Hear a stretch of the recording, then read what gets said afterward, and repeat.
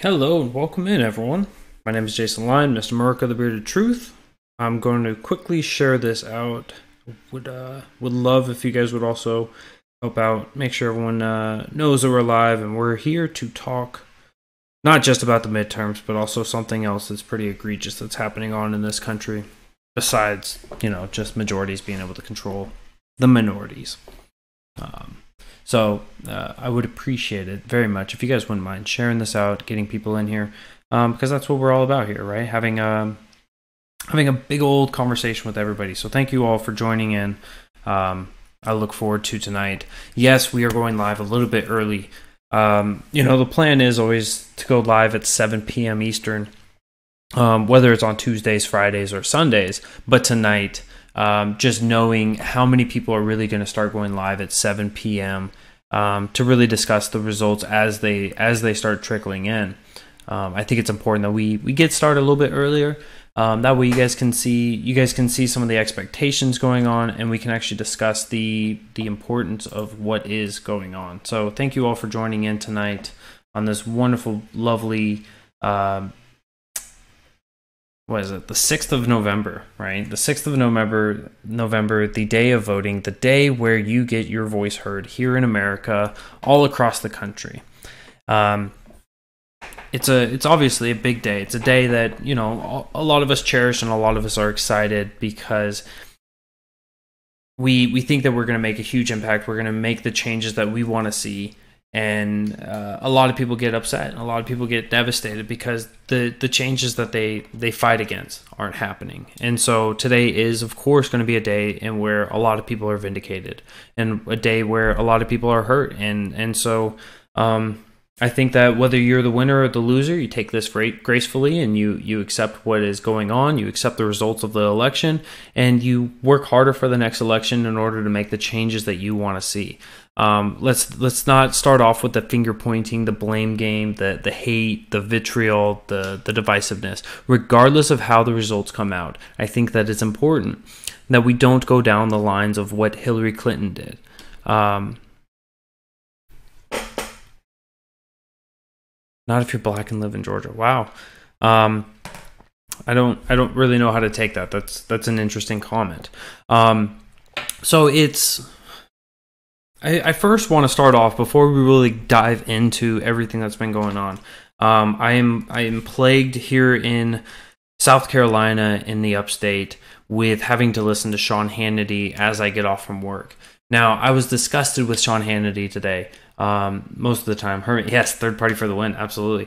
Most of the time, Sean Hannity, while he is a Republican shill, while he does make money from Republicans and everything else, today he definitely, for the last couple days, really, he's been taking a stance that I find extremely distasteful and egregious, and that is that he's preemptively becoming the Hillary Clinton of the midterms of 2018. Anytime he has a guest on, anytime that he's having someone discuss what is the midterms, right, he always has to bring up the libertarians are siphoning the votes from the Republicans. And I think that there's really an important message there, and that is that nobody is siphoning votes from somebody else. Nobody is going in and taking from this tank in which, these votes were entitled to this person because they were of this party. I think that it's important that we actually listen to the people when the people say, look, I'm voting no to none of the above, or when I'm voting for a libertarian, when I'm voting for Green Party, when I'm voting for this party or the other party, and it's not part of the duopoly, the Republicans or the Democrats, that this is somebody voting their conscience. This is somebody that's voting for their ideals. And for somebody like Sean Hannity to have such a massive platform to come out and blame it and preemptively say, look, the Republicans are having a harder case because the libertarians are siphoning their votes. I think it's really egregious and disgusting. I would do the same. I do the same whenever a Democrat does this. I made a post yesterday in jest when Sean Hannity started making me frustrated, and that was, I hear from Democrats that a vote for a libertarian is a vote for a Republican, and I hear from Republicans that when you vote libertarian, it's a vote for Democrat. So why don't you increase your voting power? Why don't you increase your voting power and have 3 votes. You vote for Libertarian, you're voting for a Democrat, and you're voting for a Republican. You're hurting both sides, but you're also making yourself bigger. And should that Libertarian win, you're actually fighting for the individual. So you're voting to empower yourself. You're increasing your vote power by voting for the opposing party of whoever's speaking, but you're also voting for yourself. And so I think that's a really big message, and I wish Sean Hannity would actually listen to that, but instead Sean Hannity, of course, is a shill. And so it is what it is, right? Sean is a Republican. He says, "Look, I've got libertarian leanings," and those are obviously small factors in the way that he sees this, right? He would rather see this as, "I'm a Republican, therefore anyone who's not a Republican is either a socialist or they're siphoning from my votes, from the votes that my party deserves." And it's that view when it gets broadcasted and syndicated across the country that it's truly clear, right? That they want to treat the people as pawns. You have to vote the way I tell you to, or I'm going to vilify you. So I wanted to make that message known. I want people to hear that, because I want you to listen to people, whether it's somebody you agree with or whether it's somebody you disagree with. Listen to that messaging. Is that messaging help unite the country, or is that continuing this divide? And maybe, just maybe, we should start listening to the people instead of listening to the talking heads at the top. Listen to them for their information, but don't listen to them for their views. And I think that we would be a better country if we start doing that, as it is for the midterms, as it is for the voting today. It's amazing. It's truly amazing to see so many people coming out and vote. Now, I hope that with everyone that is voting, everyone that is getting involved and going out and casting their vote and making their voices be known, is that I hope that they're all educated. I hope that they're all informed and they know what exactly is going on with these candidates that they're racing or that they're voting for. I hope that they understand what the stances are that these politicians are taking. If those people are corrupt or if they're clean, how these people are going to interact. I think that that's very important for understanding the future. But, I just hope with the massive turnout, right, more comparable to the 2016 election rather than the 2014 midterm election. I hope that that's the way that this is going, is that people are actually informed and engaged and actually involved, and that's all that I can hope for, right? I made a tweet yesterday, and it was, don't vote just because somebody tells you to vote. Don't get out there and cast your ballot and cast something that you only have one of if you aren't for certain that is the best thing for you, right? Don't be an uninformed voter, because the chances that you're voting for a proper change, of course, diminishes, right? Then you're just playing blind luck.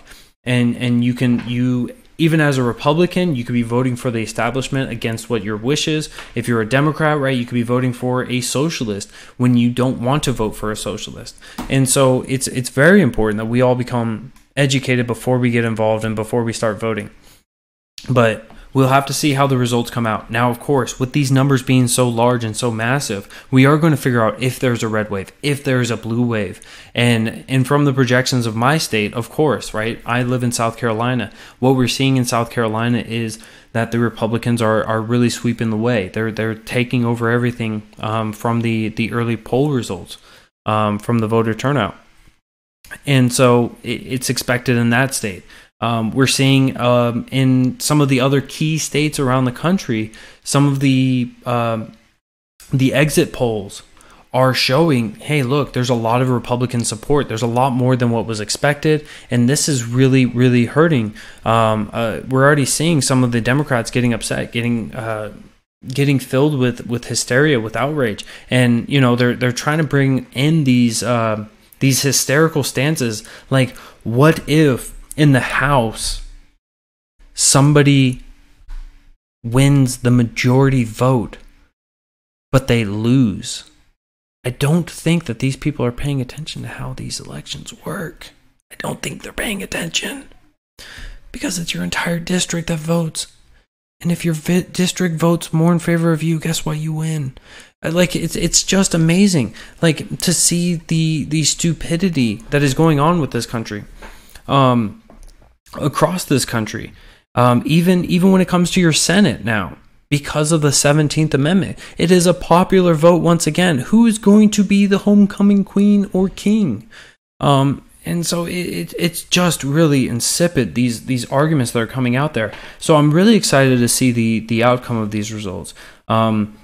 If it is a giant, massive red wave like what was being projected by a lot of people, if I was entirely wrong on my original basis, and that was that the House may go in the way of the Democrats, if this red wave crashes against the United States and actually maintains Republican control, this would be another exception to the rule. And that is with Donald Trump in the White House. He was the first big exception to the rule, and that was that he won with a 98%, a 97%, down to a 96% chance of losing. He came into office, and coming into the midterms, if he maintains the Senate, which is more than likely, and if he maintains the House, he didn't have to have a war like from the Iraq War, from 9/11. He didn't need that in order to stimulate the people to vote, to help make sure that the Republicans remain in control. What he needed and what he was able to do was to stimulate the economy and to ensure that the economy was strong enough, thriving, and jobs were coming in, unemployment driving down, GDP growth higher than what economists were saying was acceptable, or not even acceptable, beyond the limitations of what was achievable. And he was able to achieve these things. And so it's always been discussed, right? That a bad economy will guarantee your loss, but a good economy doesn't guarantee a win. And when it comes to Donald Trump, I really do think that his economy, because of the sheer veracity in which it's growing, I think that that's making a bigger effect for a lot of people. I think that there's a lot of political plays that have been happening in the recent past when it comes to Judge Kavanaugh, when it comes to the caravan, when it comes to different votes, when it comes to the tax cuts, when it comes to the economy, when it comes to a lot of things that is really added into the support for the Republicans across the country. And I think that this is going to be indicated through these polls today. And my bias, my gut feeling is that the red wave that was being speculated on, that was being discussed, I think it's going to be just as big as what a lot of people thought it was. That's my gut feeling. Now, when it comes to how it'll actually go, Tom Chatelet, man, welcome in, my brother. When it comes to my unbiased opinion, when it comes to taking the objectivity of this, it is that there's a massive turnout. There is a huge turnout today. Looking at the electricity of the past rallies, looking at the excitement of everything, looking at the way that the media has been so far off, I think that there's still a lot of miscalculations with their polling. I think that there's a large miscalculation. I think they're missing people still. I don't think that they have reassessed their ways of reading the people, of reaching out to the voters to understand what the voters are thinking from the 2016 election. I think that they're still missing a key piece. So I think that my gut feeling, and trying to be as unbiased as I can, I think that there is really going to be some form of a red wave coming today. I think that there's going to be quite a bit of vitriol that's going to be coming as well. I think that the red wave is not only going to be the metaphorical Republican wave across this country, but I think it's also going to be a red wave because the hysterical stances that the Democrats take, that, we cannot be civil. We cannot be civil until we have, until we regain control, is really going to be prevalent for a lot of people. So I'm interested. I'm entirely interested. I think that there's going to be some Republicans in blue states that are going to lose their seats. I think that there's going to be some Democrats in red states that are going to lose their seats. But I think overall, if I were to make a bet, I think that the Republicans are either going to be right at the cusp of losing the House, or they're going to be a couple over.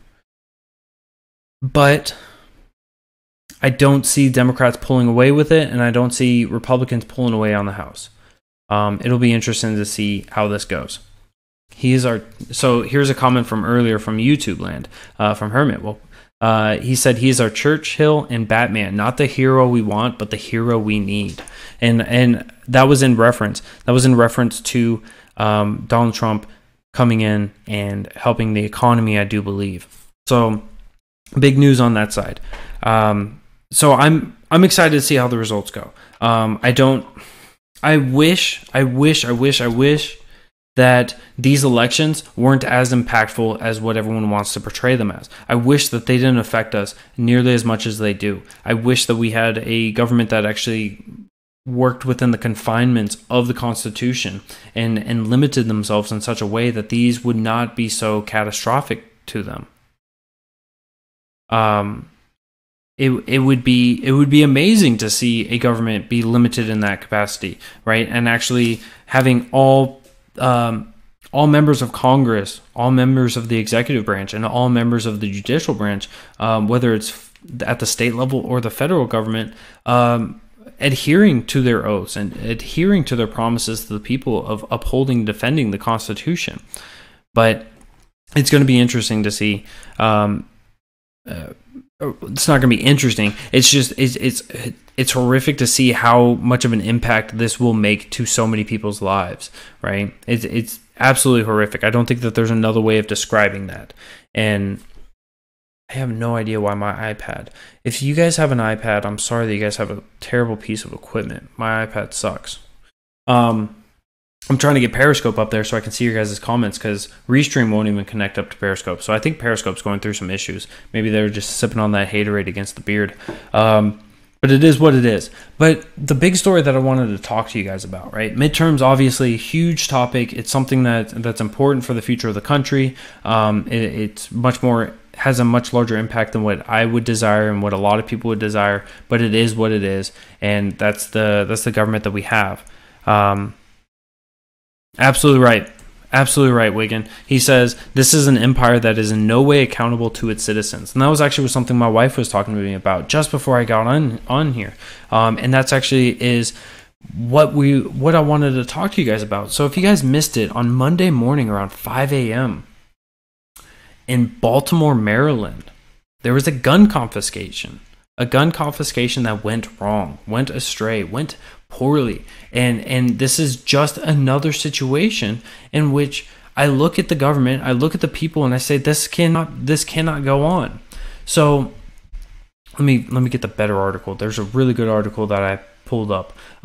So the Anne Arundel County Police Chief defended Maryland's new red flag protective law Monday, just hours after a 61-year-old man was shot and killed while officers were trying to serve a court order requiring him to surrender his guns. Ooh. So the court said, you have to surrender your guns. Now, we'll get all up in this. I want to break this down for you guys. This is egregious and it's unconstitutional. So what this is, right? This new red flag protective law that was passed October 6th, October 5th, I think it was October 5th in Maryland, was basically that if you're a family member, if you have a friend, if you have somebody in your life and you feel as if they would not be safe to have a weapon, you feel as if they shouldn't obtain or control or handle their firearms, you can actually have a temporary restraining order from them against their own weapons. And so there is no due process on this, right? The due process is that somebody says, hey, there's an issue. The judge says, all right, I grant you that. And so then the police come and they want to confiscate American citizens' guns. So the reason why I say there's no due process, there's a judge involved, right? Does this man specifically, who is, I have it pulled up, Gary J. Willis of Baltimore, Maryland, well, now no longer, but Gary J. Willis was not able to go to court and defend himself. He was not able to face his accusers. He was not able to defend himself in a court of law. And so the judge, by the laws that was passed in Maryland, that has also been passed in Washington, that has also been passed in Ohio, said, yes, go ahead and take his guns. And so they go and they show up to Mr. Willis's house at 5 a.m. on Monday morning. And while they were there, he had his gun sitting outside on the ground. And then they started talking. And then when they presented him with the order that they were going to take his weapons, he picked up his gun, became angry, and tried to leave, tried to go back into the house. Now, during this time, one of the officers decided that it was his authority, his duty, to go ahead and take this gun from Gary Willis. Now, while they were struggling over the gun had fired. While it was fired, no one was hurt, no one was hit, no injuries were sustained. But the other officer, the second officer, pulls out his gun and shoots Gary and kills him on the spot. So the two officers, I want to give their names. I'm giving their names not because I want to vilify them, but I want to vilify their actions because they were upholding an unconstitutional law. Regardless on if it's law or not, you do not uphold an unconstitutional law. So it was Corporal Jessica Hooper and Private First Class Gary Zawadny. They were both of the officers. Both were assigned to the Bureau of Patrol and have been placed on administrative leave per department policy. So me and my wife were having this discussion, right? We both want to be pro-police. She's much more pro-police than I am, but we both want to be pro-police. We want to believe that the officers are there with the best intent. But the problem is that when you have a law that says there is no due process, we take away your Second Amendment without due process, right? That's a violation of two different constitutional amendments in which not only have your legislators promised and made an oath to affirm and to keep and defend the Constitution of the United States, but also these members of the police force also made the same promise. They promised to uphold and serve and protect the people and to uphold the Constitution. So both of these entities have failed the people. And so there is no accountability. This is the growing police state that I've been talking about, that people say, oh, you're fear-mongering. No.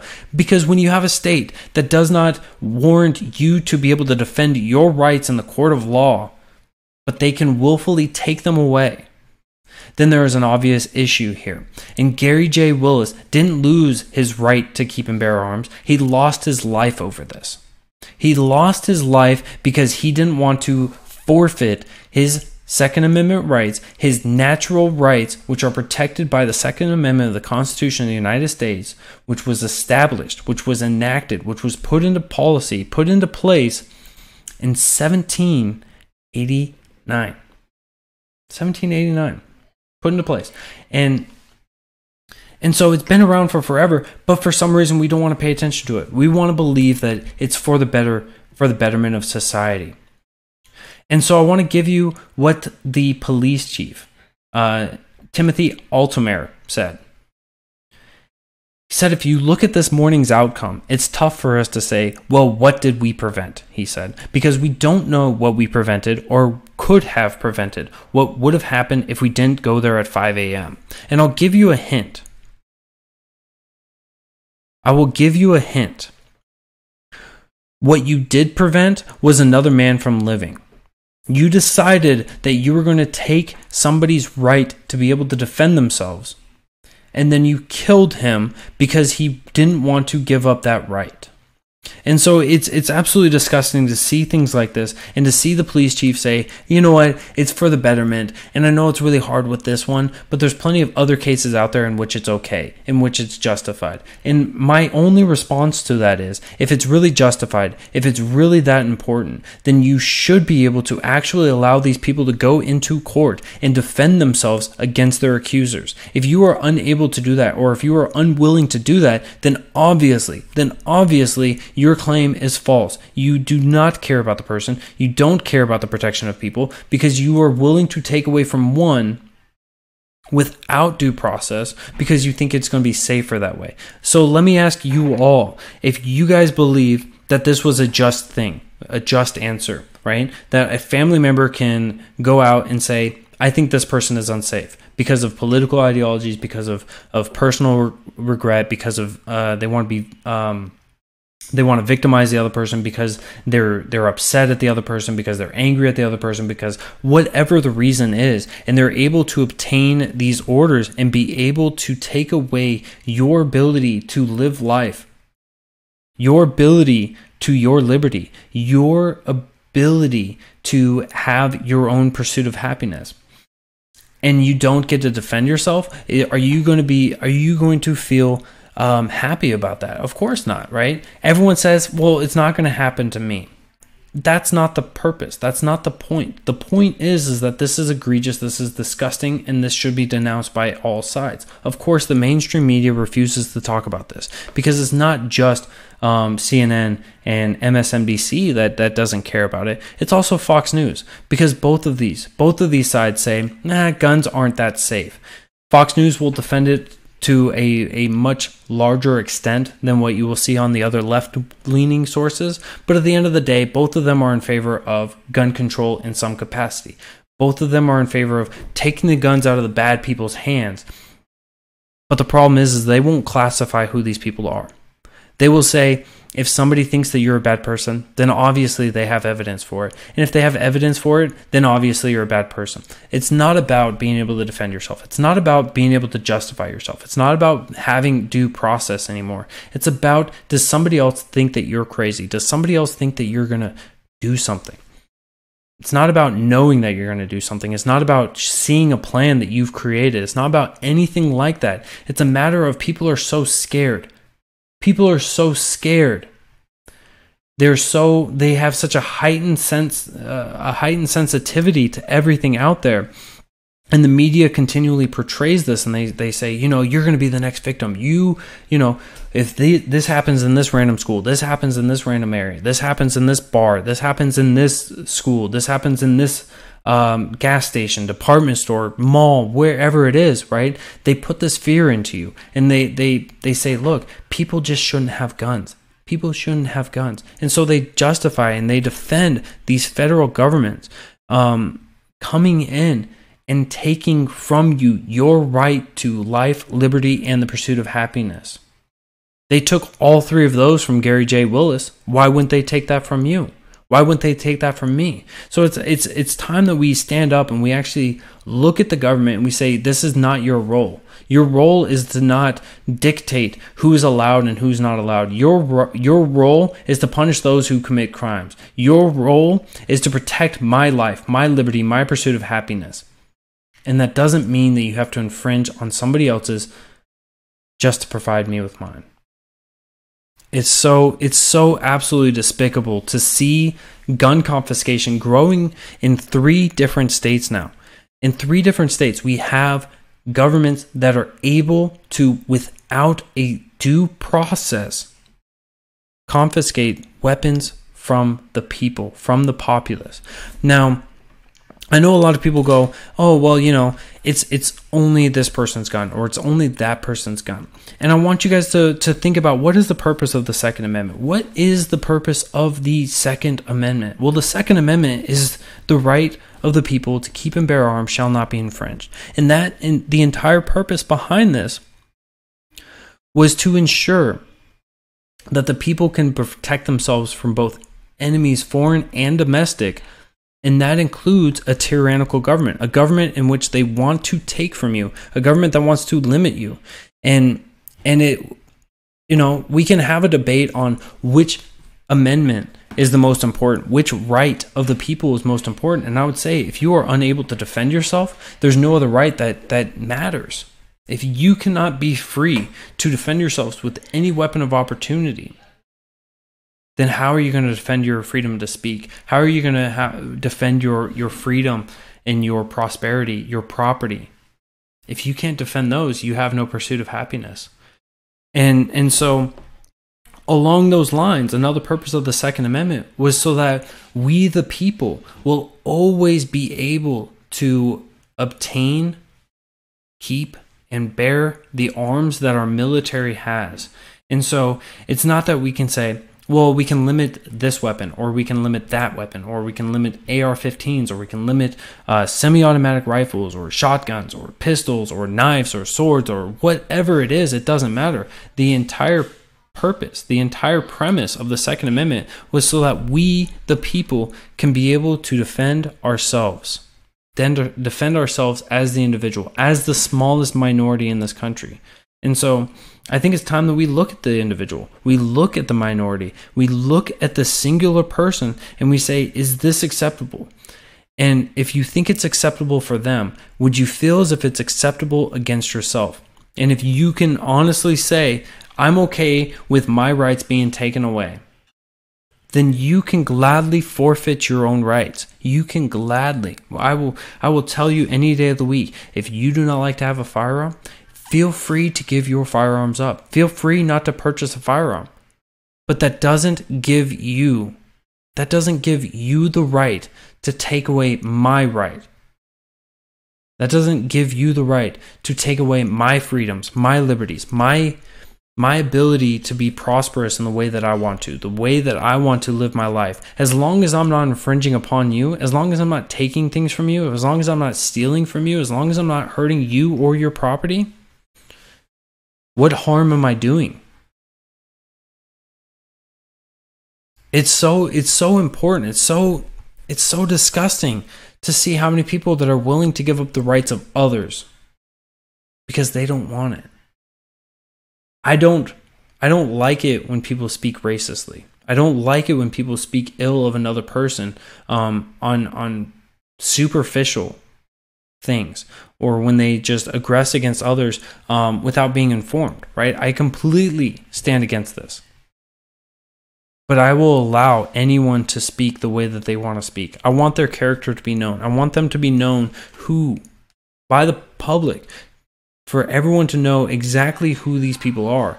And by hiding it and by saying, you can't say this, you can't say that, all you are doing is allowing them to be sheltered and to continue to grow.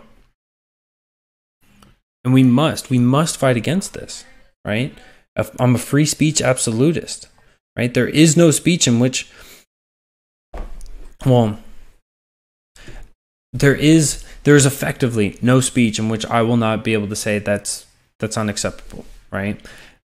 Even to an extent, right? Even speech that incites violence, right? I think that the people that actually commit the violence, they are the reason, right? They are the problem. So if I tell somebody to hit somebody else, right, that person still has a choice. That person still has a decision. Now, if I threaten somebody, that would obviously be in a different class, right? If I threaten somebody and I say, I'm going to use violence against you unless you do this, right? That would obviously be something that I think that anyone and everyone should stand against.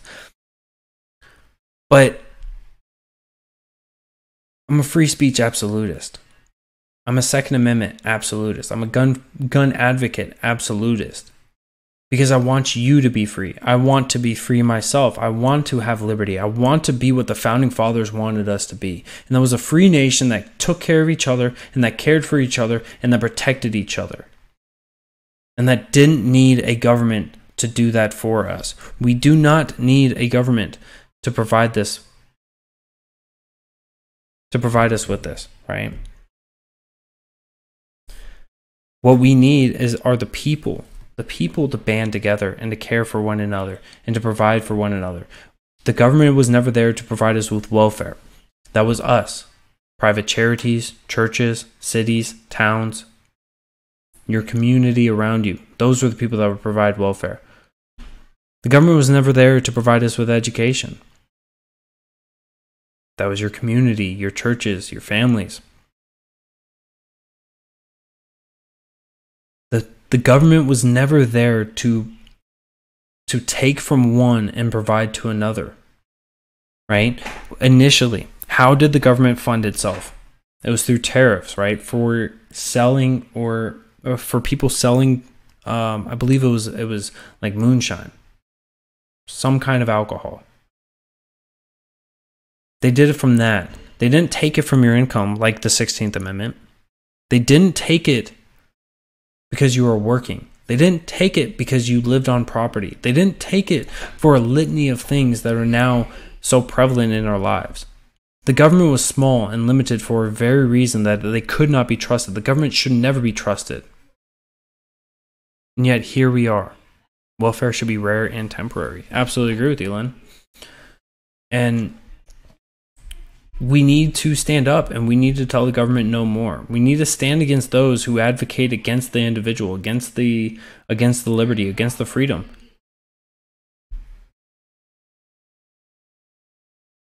We need to. And we need to have these discussions about why it is that we should be able to protect ourselves, so that people like Gary J. Willis don't have their rights stripped from them without due process, without being able to prove in a court of law with the defense that they are undeserving of the ability to keep and bear arms. It should not be up to somebody to make an accusation, and that accusation to be accepted by a judge, and that judge is now capable of giving authority to another human being to go and take the guns from another. Right? You should be able to defend yourself. And when this happens, right, could we imagine, let's imagine for a moment, that instead of Gary J. Willis living, instead of Gary J. Willis surviving this attack on his rights and his liberties, instead Gary J. Willis kills an officer, who do you think would be in the wrong? In my opinion, in my honest opinion, if you want to take my rights, my liberties, my freedoms away without due process, especially without due process, you're aggressing against my life, and I have the right to defend myself. So on that grounds, I would say that Gary would be correct. But if you would listen to the mainstream media in my hypothetical stance, they would say how disgusting Gary J. Willis was, because he was a cop murderer, because he wanted to kill these cops. And so not only were the cops fatally killed, fatally shot, and we should be mourning them as a nation, but we should be giving praise to the accuser of Gary J. Willis. Supposedly, it was his sister or sister-in-law. So she would be cherished as a hero for trying to save an officer's life. This officer who decided that they were going to come and confiscate the weapon of a civilian without due process, decided to take away the rights of a person, made the decision, the choice to go in and take these weapons. I think that there's a phrase out there, and it sounds something like Molon Labe. Come and take him. Right? Take it from my cold, dead fingers. And that's something that people need to be afraid of. People need to be fearful of. Right? Because when you advocate, yes, I'm okay with gun confiscation. When you advocate for that, you're also advocating for putting the police at risk. You're advocating that there are people out there that are willing to risk their lives to live free. So I don't think that there was malice with the way that Gary J. Willis was shooting. I don't think that there was. I think there was just an altercation. I think that there was a wrestling there. And the gun went off. Nobody was shot, and so we don't know the exact facts around that, but that would be my guess, right? And whether it's a warning shot or if it was just it got bumped and it went off, however it went down, it's tragic that that was the way that it went down, was that the majority was able to tell the minority that, no, you can't have this weapon. And because you can't have this weapon, now you don't have a life anymore. And so it's just another outcry that we need to start caring about the Constitution. We need to start caring about the people again. We need to start caring about rights and liberties. And I don't know how to spin that in a way that's going to have people that are not in favor of gun confiscation to understand the impact, the severity of the choices that they're making, because they're putting more people's lives at risk than what they expect. They're going to cause more trauma, more terror, because people here in America are not willing to give up their guns like what happened in Australia or like what happened in Europe, specifically in the UK, right? We are not willing to give those up because our country was founded on the idea that we need to be able to protect ourselves from not only enemies, foreign and domestic, but certainly the tyrannical government that is growing in this nation right now. So it's 7 o'clock right now, guys. I'm sure everyone else is hopping on to do streams about the midterms. I hope that whatever you guys want, whoever you voted for, if you guys were taking an educated vote and you guys weren't voting just based off of party lines, but voting on specific candidates, that you guys get the candidates that you guys want. I hope that you are a part of your certain majority, and I hope that regardless on if you win or lose, you could take this gracefully and move on and try to find a way to unify around these elections. So I hope you guys all have a great night. The next time I'll see you guys is going to be Friday night, 7 p.m. Eastern, and then we may be having a special show on Saturday night. So I will be going on. I'll be going down to South Carolina, Columbia, South Carolina, and I'll be going on the radio from 8 to 11 p.m. Eastern. And then after that, we may also have another interesting stream in which I will be debating with an anarchist about who should be controlling the judicial system, who should be controlling the police, and who should be controlling the prison system. So it'll be an exciting discussion. We'll have a small gathering there maybe, and it'll be a great time for both of those events. So I'm excited for this Saturday. So I will see you guys Friday night, 7 p.m. Eastern, and then I'll see you guys again probably on Saturday as well. So I hope you guys all have a great night. Hope you guys enjoy the rest of your election day. It'll be exciting to see the way that these votes turn out, how everything plays out. Whether there's a red wave or a blue wave, of course, we're going to have to wait and see how that goes. But the voter turnout is much, much, much higher than what we could have ever expected. So hats off to everyone. I appreciate you all for joining in tonight. And I will see you guys Friday night, 7 p.m. Eastern. I am Mr. Murica, the Bearded Truth, Jason Lyon. Have a great